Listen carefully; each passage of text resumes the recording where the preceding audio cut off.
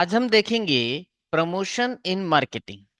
पिछले लेक्चर्स के अंदर हमने जो एलिमेंट्स थे मार्केटिंग मिक्स में, उसमें प्रोडक्ट मिक्स, प्राइस मिक्स और प्लेस मिक्स हमने पढ़ लिया था। अब हमें देखना है प्रमोशन मिक्स। तो प्रमोशन मिक्स समझने से पहले एक छोटी सी बात समझेंगे आप कि जो कंपनी होती है बेटा, वो चाहे अपने प्रोडक्ट कितना ही बढ़िया क्यों ना बना ले और प्राइस भी कितना अच्छा क्यों ना रख ले और हर जगह अवेलेबल भी क्यों ना करा दे जिससे कस्टमर इजिली ले ले, लेकिन उसके बावजूद भी कंपनी के प्रोडक्ट्स नहीं बिक पाते। अच्छा बना दिया, अच्छा प्राइस रख दिया, हर जगह अवेलेबल करा दिया, फिर भी नहीं होता। कारण क्या है बेटा? क्योंकि कस्टमर्स को पता ही नहीं होता कि भैया मार्केट में उनके लिए कौन सा प्रोडक्ट है, उस प्रोडक्ट से उनको क्या बेनिफिट मिल सकता है, उस प्रोडक्ट के क्या फायदे हैं। तो भैया ये चीज कौन बताएगा कस्टमर को? इसी के लिए तो प्रमोशन मिक्स की जरूरत है, इसी के लिए तो प्रमोशन की जरूरत है। तो प्रमोशन करता क्या बेटा? जो कंपनी के प्रोडक्ट्स हैं, जो कंपनी है, उसके बारे में उसके कस्टमर्स को इन्फॉर्म करता है कि भैया कंपनी ने तुम्हारे लिए ये कंपनी है, इसने तुम्हारे लिए ये प्रोडक्ट्स निकाल दिए हैं। और उसको इस तरह से प्रेजेंट करता है कि कस्टमर्स को परसुएड करता है, मतलब उसको जी ललचा देता है कि भैया लेना ही लेना है। उसकी इतनी नेसेसिटी पैदा कर देता है कि भैया ये प्रोडक्ट ही तुम्हारे लिए सब कुछ है ना। इसको लेने से तुमको ये हो जाएगा, ये फायदा मिलेगा। तो ये प्रमोशन का काम है, राइट। तो प्रमोशन मिक्स क्या है बेटा? The promotion mix is the combination of different promotional tools that a company use to achieve it goals. मतलब प्रमोशन मिक्स में क्या होता है बेटा? अपनी कंपनी क्या करती है? कंपनी अपने प्रोडक्ट्स को कस्टमर को बताने के लिए, कस्टमर्स को उसकी इंफॉर्मेशन देने के लिए, प्लस कस्टमर्स को परसुएट करने के लिए, इस तरह से इन्फ्लुएंस करने के लिए कि वो कंपनी का प्रोडक्ट ले ले। तो उसके लिए जितने भी प्रमोशनल टूल्स यूज कर सकती है कंपनी, अलग अलग कॉम्बिनेशंस मिलाकर, है ना, वो करती है। क्या कर रही है प्रमोशन मिक्स में? दो ही काम करती है बेटा अपने गोल्स को पूरा करने के लिए। क्या? अपने प्रोडक्ट के बारे में कस्टमर्स को बताएगी। दूसरी बात, कस्टमर्स को इस तरह से इन्फ्लुएंस करेगी, इस तरह से परसुएट कर देगी ताकि कस्टमर अपना प्रोडक्ट जो है, कंपनी का जो प्रोडक्ट है, वो ले लेगा, लेगा ही लेगा। इस तरह से उसको ललचा देती है, राइट। तो अब ये combination of different promotional tools, ये कौन से टूल्स यूज कर रही है कंपनी यहां पर? बेटा वो एडवर्टाइजिंग के जरिए ये काम करती है, पर्सनल सेलिंग के जरिए ये काम करती है, सेल्स प्रमोशंस के जरिए ये काम करती है, पब्लिक रिलेशंस के जरिए ये काम करती है। तो अब हम एक एक करके इन सभी को पढ़ने वाले हैं, राइट। तो सबसे पहला आता है बेटा एडवर्टाइजिंग। आप दिन रात देख रहे हो बेटा, टीवी पे, यूट्यूब पे, हर जगह एड चलता रह रहा है। तो वो एड क्यों है?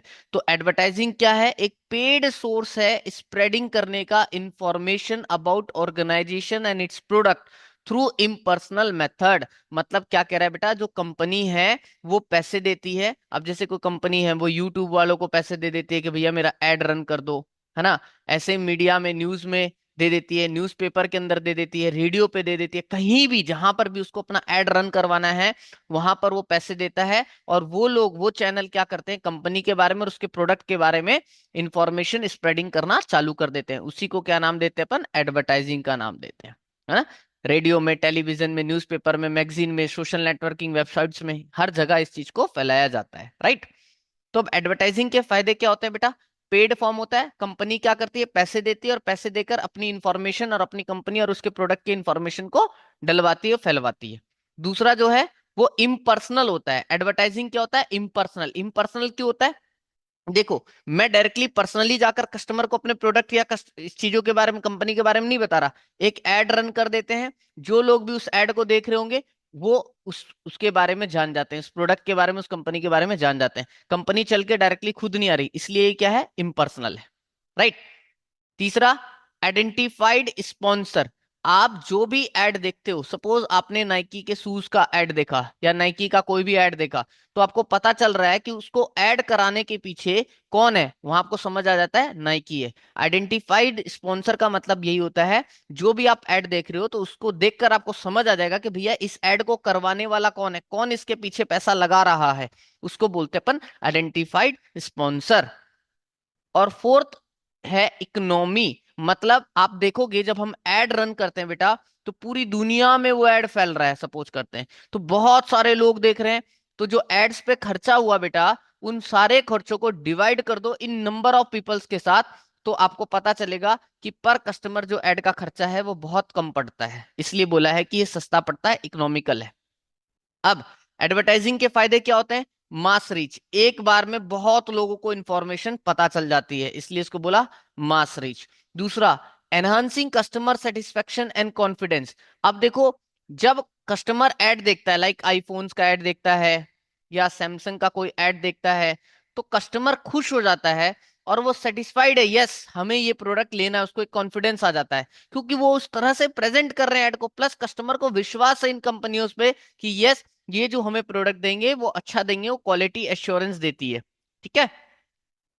थर्ड, एक्सप्रेसिवनेस। एक्सप्रेसिवनेस का मतलब ये हुआ कि आज जो एड्स दिखाए जा रहे हैं बेटा, वो कंप्यूटर्स के थ्रू, एआई का यूज करके, स्पेशल इफेक्ट डालकर इस तरह से अपने एड को प्रेजेंट करते हैं, एक्सप्रेस करते हैं कि कस्टमर पागल सा हो जाता है। वो सोचता है भैया ये तो लेना ही लेना है। जैसे सैमसंग S24 या S23 अल्ट्रा का आपने ऐड देखा होगा, है ना?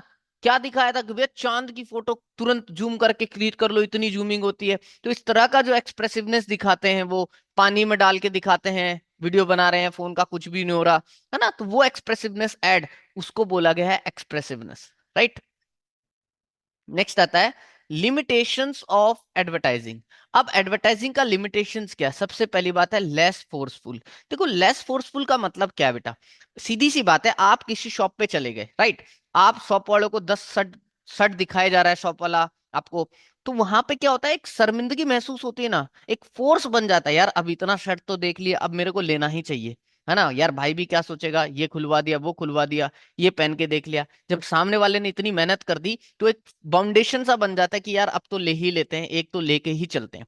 लेकिन जब मैं ऐड दिखा रहा हूं, तो एडवर्टाइजिंग पे यार देखा मैंने, पसंद आया तो ठीक है देखेंगे, लेंगे नहीं तो नहीं लेंगे। वहां पर कोई फोर्स नहीं बना कि आपको लेना पड़ेगा, या शर्मिंदगी कोई महसूस हुई, उस तरह की चीजें नहीं हुई। ठीक है।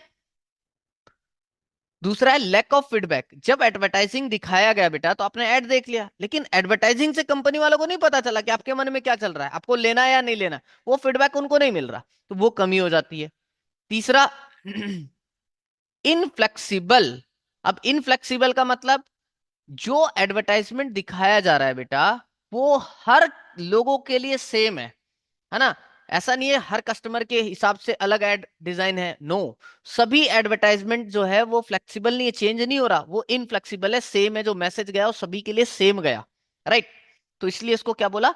इनफ्लेक्सिबल बोला।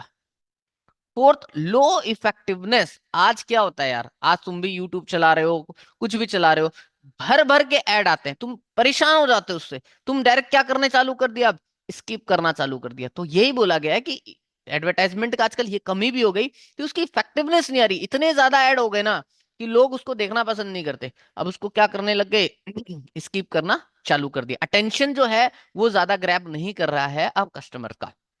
तो भैया, ये हमारे एडवर्टाइजिंग के फीचर्स थे, ठीक है, मेरिट्स थे और लिमिटेशंस थे।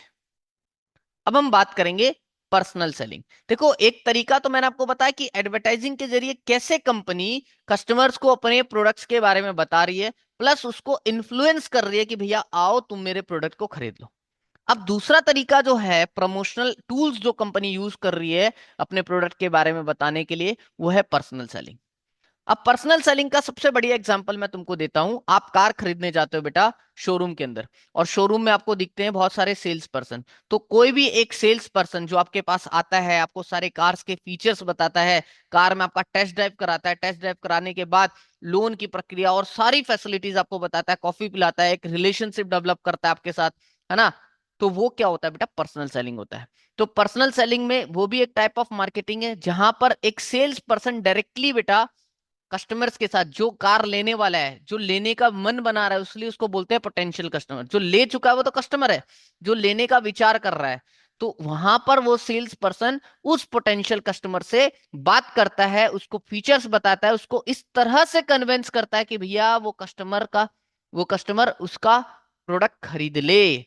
यहाँ पर बेटा 1-to-1 कन्वर्जेशन होता है, 2 वे कम्युनिकेशन है, दोनों आमने सामने होते हैं और बात करते हैं। जो भी प्रोडक्ट्स के बारे में उसको सब कुछ एक्सप्लेन करता है, उसके क्वेश्चंस का आंसर करता है, और जो भी अगर कोई प्रॉब्लम है उसको सॉल्व करने की कोशिश करता है, राइट?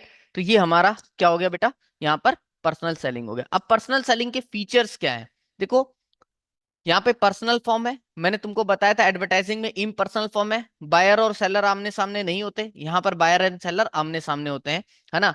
तो फेस टू फेस कन्वर्जेशन होती है, टू वे कम्युनिकेशन होता है। दूसरी बात, डेवलपमेंट ऑफ रिलेशनशिप। भाई साहब सीधी सी बात है, जब एडवर्टाइजिंग में मैंने बोला था कोई रिलेशनशिप डेवलप नहीं हो रहा, लेकिन यहाँ पर एक रिलेशनशिप डेवलप होता है। क्यों?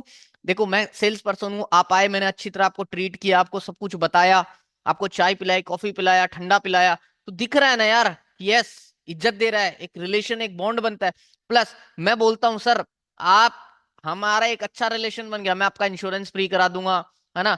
या फिर मैं कहता हूं सर मेरे कहने पर आप ये कार्ड ही ले लो, कभी भी कोई दिक्कत आई तो मैं बैठा हूं जी। तो इस तरह का जो रिलेशनशिप डेवलप हो रहा है आपस में, उसको बोलते हैं डेवलपमेंट ऑफ रिलेशनशिप बेटा। तो पर्सनल सेलिंग में ये काम हो जाता है। फायदा क्या होता है बेटा पर्सनल सेलिंग का? फ्लेक्सिबल है, एडवर्टाइजिंग इनफ्लेक्सिबल था, सबके लिए सेम मैसेज आ रहा था। लेकिन पर्सनल सेलिंग में मेरे सामने जिस तरह का कस्टमर है, जिस तरह की वो भाषा यूज कर रहा है, जिस तरह का उसको ट्रीटमेंट चाहिए, उस तरह से मैं अपने लैंग्वेज को, अपनी भाषा को चेंज कर लेता हूँ, उस तरह से उसको समझाने की कोशिश करता हूँ। राइट, बड़े हैं छोटे हैं, है ना, एडवर्टाइजिंग में तो सबके लिए सेम मैसेज आ रहा है, बड़ा है छोटा है जो कैसा भी हो। लेकिन यहां पर अपन क्या करते हैं पर्सनल सेलिंग में, वेशभूषा बदल लेते हैं सामने वाले व्यक्ति के अनुसार। दूसरा, डायरेक्ट फीडबैक। सामने वाले से जब हम बात करते हैं ना बेटा, तो समझ आ जाता है उसके दिमाग में क्या चल रहा है, वेदर ही और she is interested in our product और नॉट। वो साथ में हमें समझ आता है कि भैया लेगा या नहीं लेगा, उस पर टाइम लगाना चाहिए नहीं लगाना चाहिए, है ना। तो अब जब समझ आ ही जाता है कि टाइम नहीं लगाना चाहिए, उसको लेना नहीं हो तो मजे लेने आया या देखने आया सिर्फ, तो अपन उसके ऊपर टाइम ज्यादा नहीं लगाते फिर। तो इसलिए हमारा वेस्टेज भी क्या होता है यहाँ पर, मिनिमम होता है। ठीक है, इसलिए हमारा वेस्टेज भी क्या होता है बेटा, मिनिमम होता है। हम देखते हैं कि किस तरह का कस्टमर है भैया, ज्यादा लेने वाला है सामान, छोटा मोटा एक दो चीज लेने वाला है, उसी हिसाब से उस पर टाइम लगाते हैं। तो वेस्टेज इस हिसाब से हमारा फालतू का वेस्ट नहीं होता टाइम, मिनिमम वेस्टेज होता है। Right, next. अब दोनों के बीच में डिफरेंस क्या है, एडवर्टाइजिंग और पर्सनल सेलिंग के बीच में? देखो तुमको बताया था एडवर्टाइजिंग वन वे कम्युनिकेशन होता है बेटा, लेकिन personal selling two way communication होता है, दोनों होते हैं, buyer and seller, sales person और कस्टमर दोनों होता है।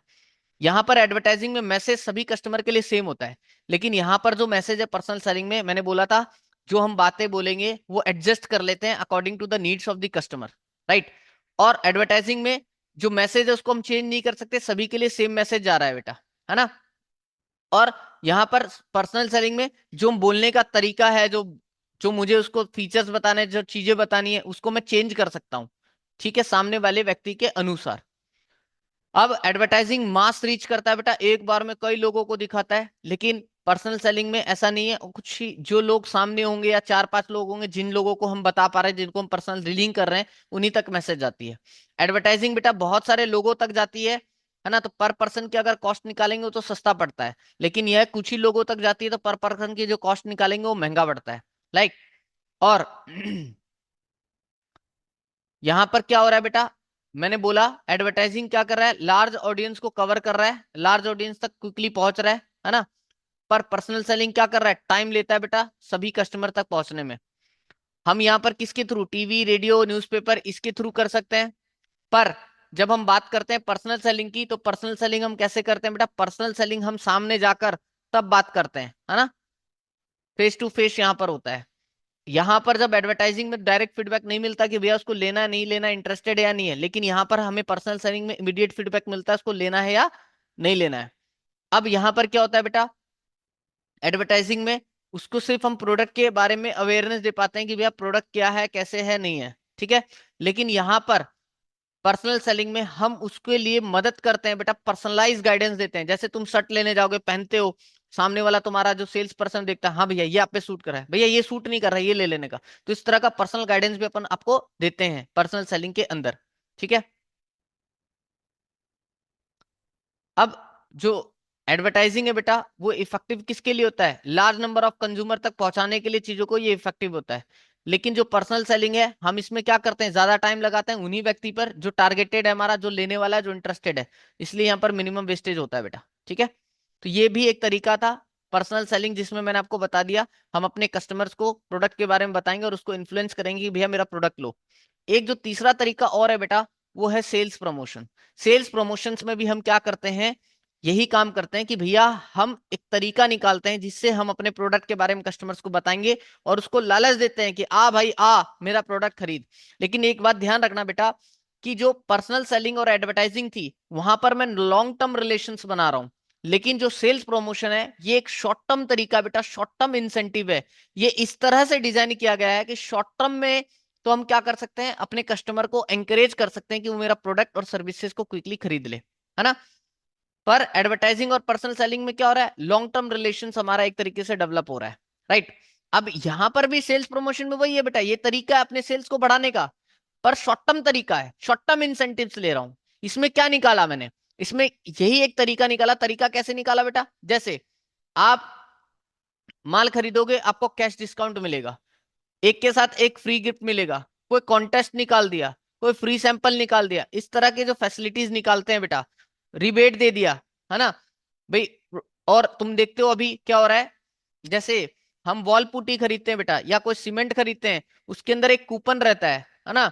अब वो कूपन रहता है मान लो 100 रुपए का, तो जो भी इसको खरीदेगा तो उससे क्या होगा, उसके अंदर 100 रुपए का कूपन निकलेगा। अब जो तुम्हारे मिस्त्री होते हैं बेटा, जो घर पे आते हैं चिनाई विनाई करने के लिए, अब मिस्त्री क्या करेगा, सीमेंट कौन सा सजेस्ट करता है, भैया इसी कंपनी का सीमेंट लेके आना। क्यों, अब पता है मिस्त्री लेके आएगा या मालिक भी लाएगा, तो मिस्त्री पहले बोलते थे जी कूपन जो होता है उसमें हमारा होता है, तो मिस्त्री को कूपन मिलेगा, तो मिस्त्री उस लालच में इसको प्रमोट करता है ज्यादा से ज्यादा। तो यही एक शॉर्ट टर्म तरीका है भैया, है ना, जिससे क्या होता है अपने सेल्स को हम बढ़ा सकते हैं।